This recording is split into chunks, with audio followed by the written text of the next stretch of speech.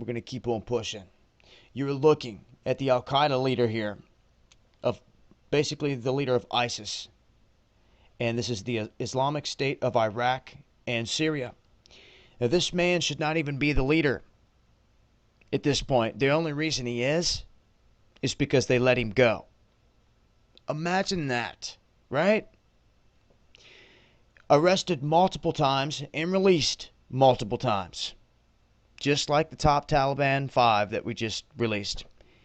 And I'm telling you now, Al Qaeda wouldn't have a leader right now if they would have never released him. So this is what's going on, and this is what I want to point out. The statements that this guy makes. You got to pay attention to what these guys are saying. His final words in 2009 to U.S. troops was, "I will see you guys in New York." You think he knows something? I guarantee you he didn't just say that to those guys to scare them. He meant that, I feel. And I think it's part of a long, drawn-out plan for a final hit on New York. And you got to watch for the signs here when they're letting things slip.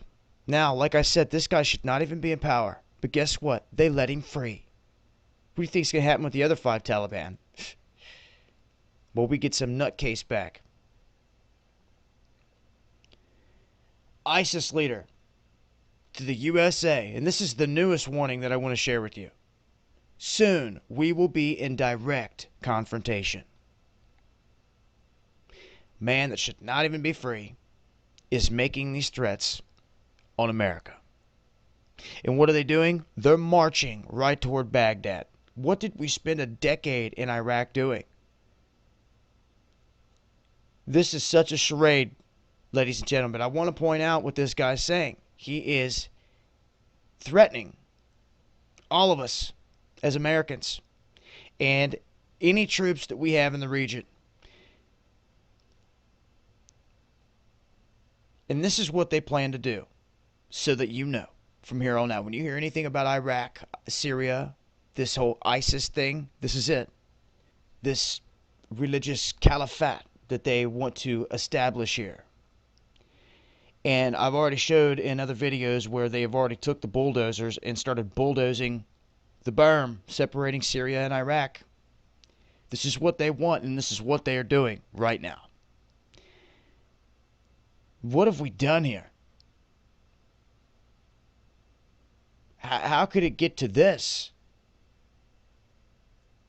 It almost seems like it's done by design, doesn't it? It does to me. And at this point, guys, I'm going to tell you this much. All the soldiers and lives that we lost, these guys plan to stretch this thing from the borders of Lebanon. You're talking Damascus, Baghdad, all of this. They want it all. And right now they're making moves. So how are we going to stop this? Or is it even our place to do so? Some would say yes. We went over there and ran. We reshaped everything over there. And then we just dipped out. And now this is what's happening. Once again, coming back on Obama. You see? That's why I put out that video on the backlash. This all is falling right into place for ISIS.